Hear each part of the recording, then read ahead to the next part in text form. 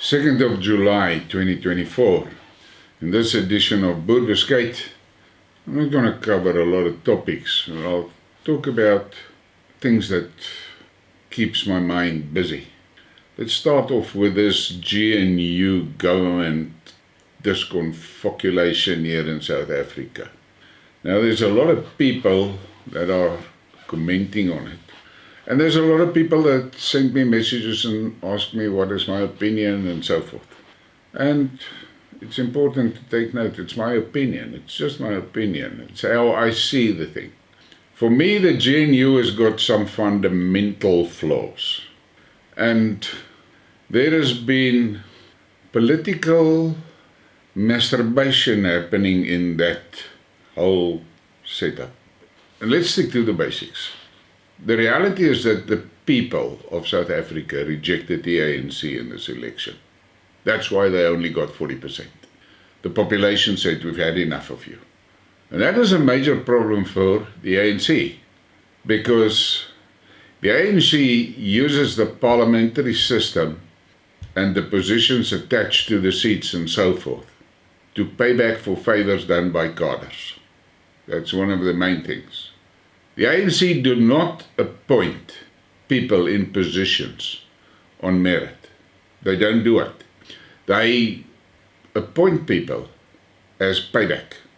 And they appoint people to promote their ideology. Fuck all to do with the country. Nothing. That's why you have seen the really dumb people that has been placed in vital positions. I mean, a grade teacher, Minister of Transport. What the fuck is that? You need a guy or a girl with a solid engineering background, a solid grasp on economic realities in a position like that. But no, the ANC just put a face there. And then you remember that woman that was in charge of SASA and all of that. Those people are, I haven't got another word for it, they're fucking dimwits. But they're in vital systems. Now look at the reality of South Africa. First of all, you've got this top cluster of political appointments that earns literally millions, costing the taxpayers billions to maintain those positions. Then you've got a second thing, this SASA payment system. Now, not for one moment, understand me incorrectly. Out of the SASA thing, the payments that has moral value is old age pensions, disability pensions. That's it. All this other shit that they've bundled into it is bullshit. It's political maneuvering. But it is the ANC using the taxpayers' funds to promote their ideology. This SASA breeding program is a fucking dangerous thing.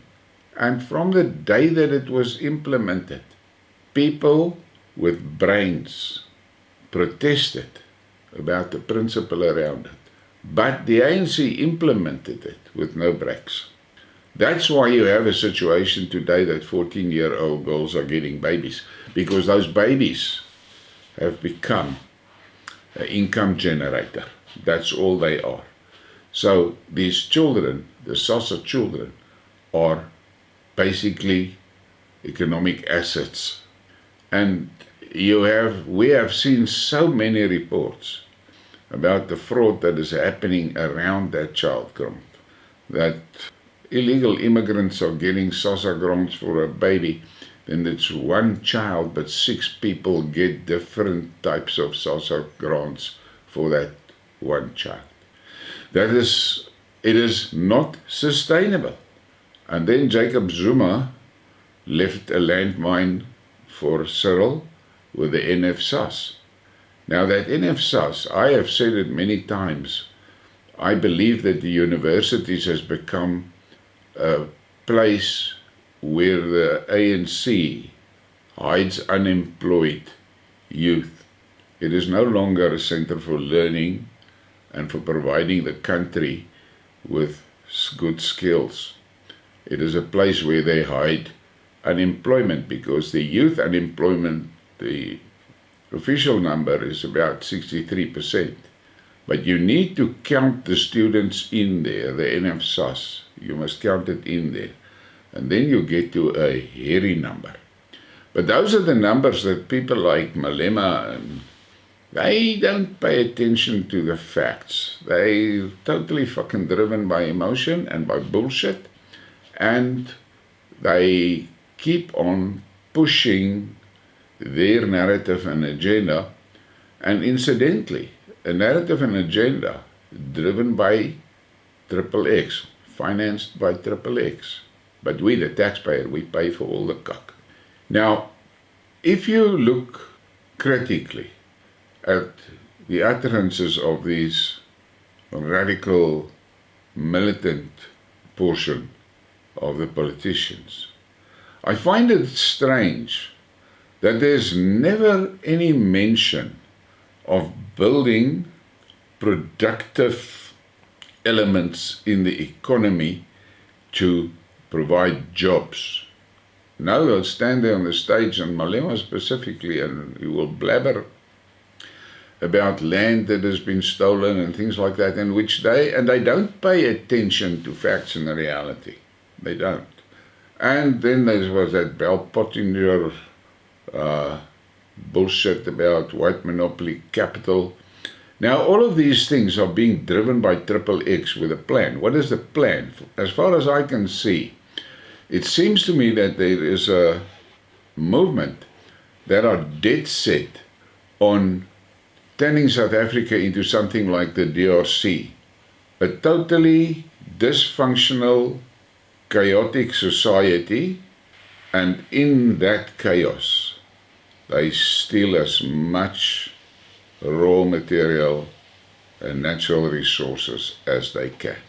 Because if you go and look at the DRC, although the country is now, I think it's about 20 years in a civil war, there's not a single day that the raw materials and mineral resources is not going out of that country.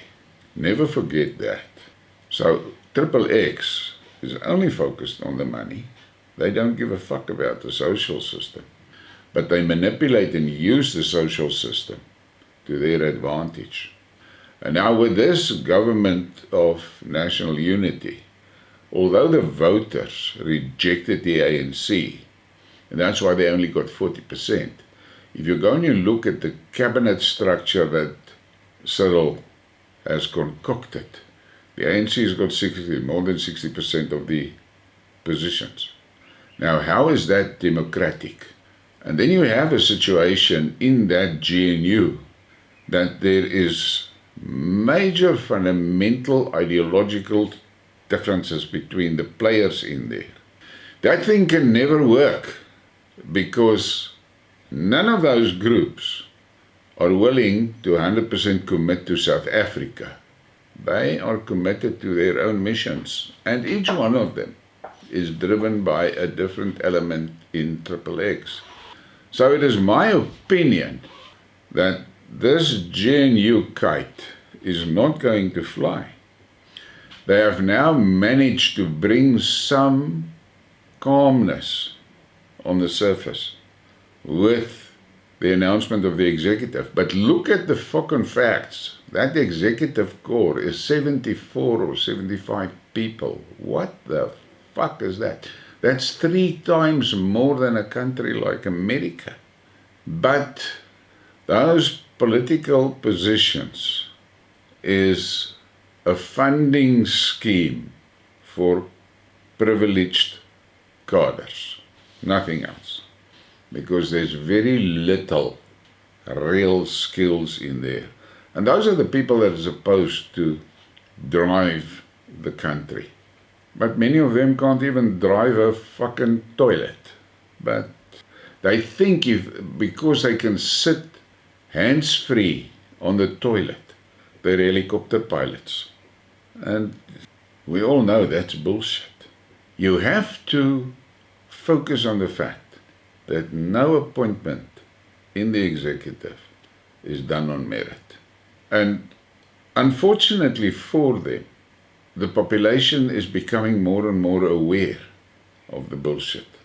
And then there's this constant and continuous claims that the election was not above board. Well, there's been a lot of videos and a lot of declarations that makes you question it, but nothing has been confirmed. So, but we know, if you are aware of the international playing field, you know how interference happens in these things. And if you are a follower of my channel, you will know I've been talking about it since around about September last year. That, and especially after Victoria Newland was here in South Africa, the ANC has fallen out of favor with the West and with BRICS because they're riding the fence. And to me, it's quite obvious that there was CIA involvement in this election. And that is why the ANC ended up in the position where they are. Now, the thing that puzzles me is the role of MK.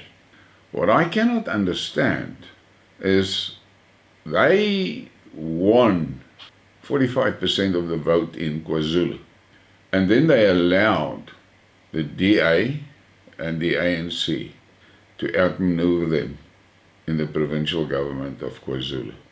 So there's a provincial government in place now that excludes MK. And MK had the most votes in the province. How the fuck do the people think that that can work? It cannot work. And then we have the shit in Gauteng. The ANC lost pants down there. But the fucking DA maneuvered a deal there which placed Lesotho back in charge. How do they think that is democratic?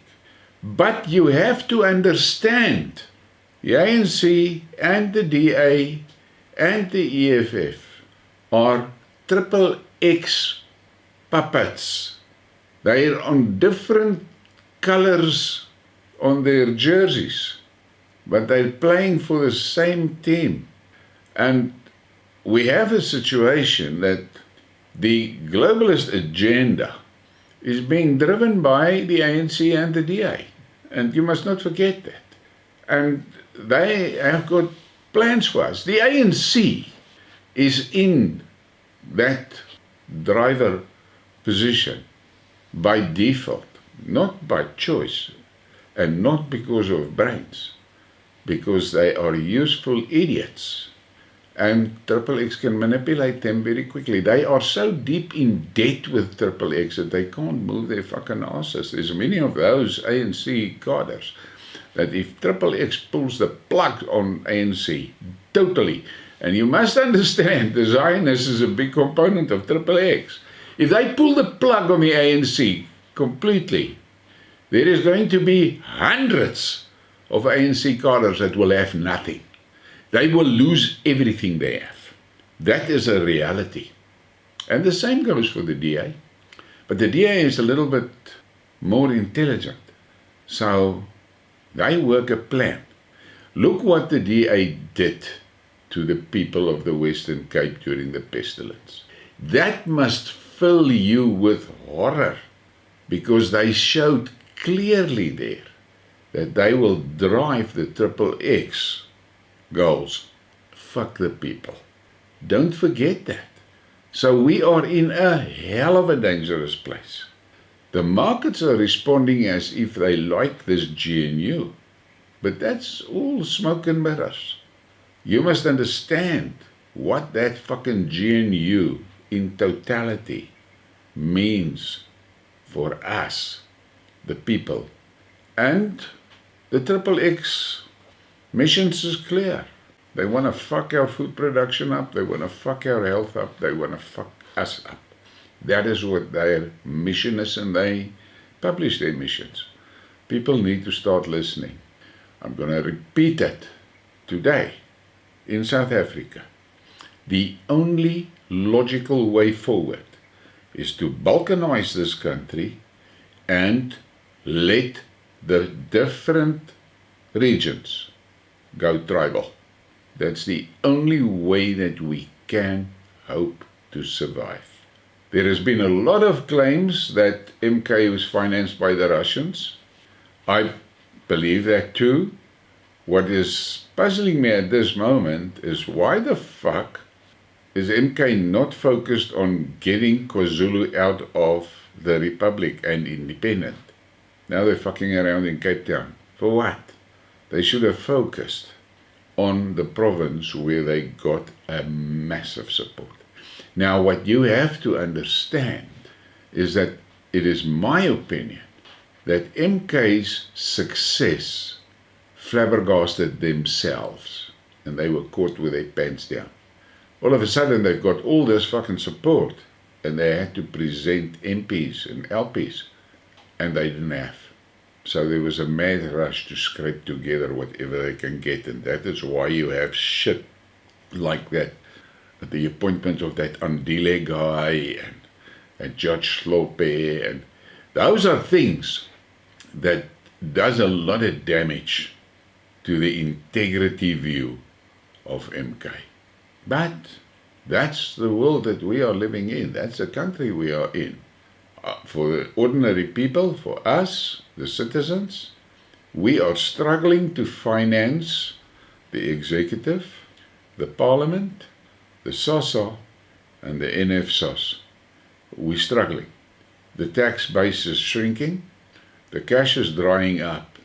What you have to ask yourself is what is going to happen on that morning in South Africa when civil servants cannot get pay, SASA cannot be paid, and NFSAS is not paid. Imagine that. Now, let's go to Europe. And this is very important, and that's all that I'm going to talk about. Patriots for Europe. Hungary's Orbán launches a new EU Parliament alliance. Hungarian Prime Minister Viktor Orbán wants to line up alongside Austria's Nationalist Freedom Party and Czechia's centrist group, headed by ex-PM Andrej Babis, to form an alliance that will change European politics. Orbán insisted in a press conference Sunday that the Patriots for Europe group would make Europe great again by promoting peace, security and development instead of war, migration and stagnation. The faction will need support from at least 4 other countries to be officially recognized as a group in the EU Parliament. Now, if I look at the election results from France, you can see the swing is towards conservative. And then there is some of those French parties that has now got a major fucking problem, although they do not fully agree with Marine Le Pen. They have a problem that in the public, specifically among the young people, there is a very strong anti-Ukraine feeling. And that fear of getting involved in a war is making people vote for Le Pen. Although they don't agree with her ideology, they agree with her stance. And the other political parties will have to adjust. And where it is more important to look at that specific fact, the feeling of the young people towards the Ukraine war, is in Germany. So, what is going to happen in Europe? I personally believe that we're on a spot where we are beginning to see the signs that the EU bloc is most probably going to shatter. Because that EU Parliament, and specifically that E-Commission in Brussels, which is in my words, it's the E-Politburo, the people in Europe are beginning to understand that it's actually a communist regime that has been built under the guise of the EU. But as I've said many times, nature does not allow anything to stay out of balance for too long. So the pendulum is swinging back. And you see it in small things, which, okay, it's not a small thing, it can be a big thing. There's now some of the sport associations that has now come out clearly and said, listen, These things with dicks, they can't compete with women. They're not allowed in the women's sports. And I see that swimmer thing, all his wins has been cancelled, all his medals has been recalled, and all his records has been taken off the books. So you see these things beginning to happen. And then there was that situation in Kiev where the pride guys wanted to march, and they gathered in the street, and the military and the police quickly dispersed them and took them into one of the underground stations and told them, you must not come out here, the people in the street's going to kill you. So there is a resistance and a backlash developing in Europe. The Americans are hopelessly bankrupt. How they're going to get out of it, I can do a whole skidmark on that. But the reality is, if you look at what the fucking Americans is now trying, and that is to get Japan to stop dealing with China in computer chips. I call it computer chips, but in chips. And I listened to a Chinese guy this morning that in his blog, and he said that the problem is that Japan exports 56% of their chip production to China. They cannot afford to lose that. Now the Americans want to force them not to do it. Now it looks to me like the Japanese is a little bit more, it's got a little bit more backbone than what Germany had. It looks like the Japanese is telling the Americans to fuck off with that crazy plan. They're not going to play in that one. Where the Germans allowed the Americans, through their Russian sanctions shit, to deindustrialize Germany. Let that sink in. The Americans are global terrorists. That is what they fucking are, and you can say about it what you like. The fact of the matter is, they are willing to destroy every country. Kissinger said it so well. To be an enemy of the US is dangerous, but to be a friend of the US is deadly. And we can see that. Please give me a like and subscribe and share the thing. Thank you for your support.